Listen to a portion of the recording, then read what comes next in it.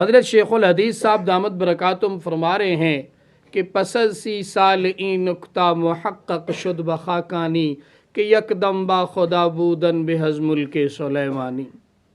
حضرت شیخ الحدیث صاحب بہت کثرت سے اس شعر کو پڑھتے ہیں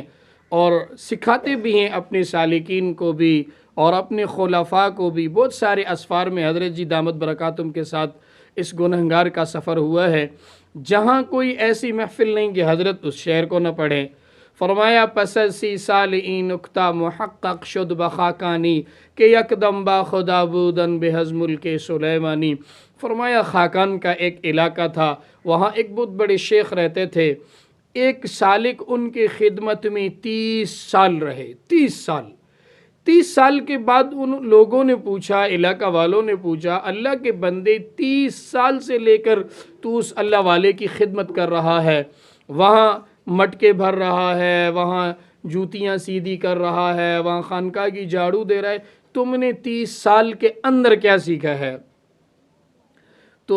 عجیب جواب اس نے دیا۔ اس نے فرمایا کہ میں نے 30 سال حضرت کے خانقاہ میں گزارے، حضرت کے قدموں میں گزارے، حضرت کے خدمت میں گزارے، لیکن انہوں نے مجھے ایک ہی سبق سکھایا ہے، ایک ہی سبق۔ فرمایا وہ ایک سبق کیا ہے؟ تو اس نے کہا وہ ایک سبق سے یہ ہے جو میں نے حضرت کے قدموں میں سیکھا 30 سال خدمت کرنے کے بعد، وہ یہ ہے کہ ایک ہتھیلی پہ حضرت سلیمان علیہ السلام کی پوری بادشاہت رکھ دو، حضرت سلیمان علیہ السلام کی پوری بادشاہت میرے ایک ہاتھ پہ رکھ دو، اور فرمایا کہ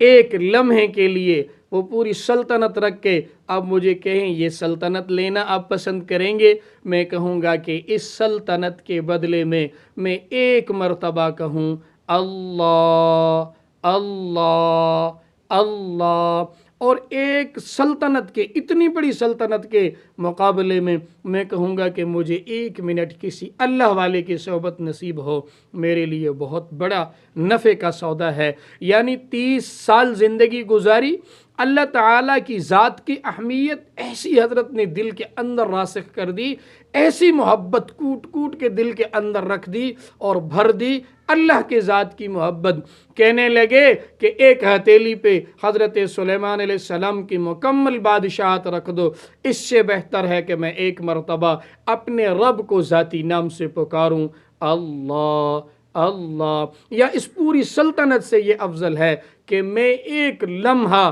کسی اللہ والے کے صحبت میں بیٹھ جاؤں۔ تو میرے دوستو، یہ اللہ والوں کی جو صحبت ہوتی ہے، نیک لوگوں کی جو صحبت ہوتی ہے، اللہ کے بندوں کی جو صحبت ہوتی ہے، اہل اللہ کی جو صحبت ہوتی ہے، اس کی ایسی عالی شان تاثیر ہوتی ہے، بندہ دنیا سے بے رغبت ہو جاتا ہے اور اللہ تعالیٰ کی محبت جنم لیتی ہے، اور اللہ تعالیٰ کی محبت سینے میں جگہ کرتی ہے، اور پھر کمال درجے کی محبت میرے مولا سے پیدا ہو جاتی ہے، پھر اس بندے کی دنیا میں شان بھی نمایاں ہو جاتا ہے۔ اللہ تعالیٰ سے دعا ہے کہ اللہ تعالیٰ حقیقی معنوں میں اپنے نیک بندوں کی صحبت ہمیں عطا فرمائے، اللہ تعالیٰ صحیح معنوں میں اپنے محبوب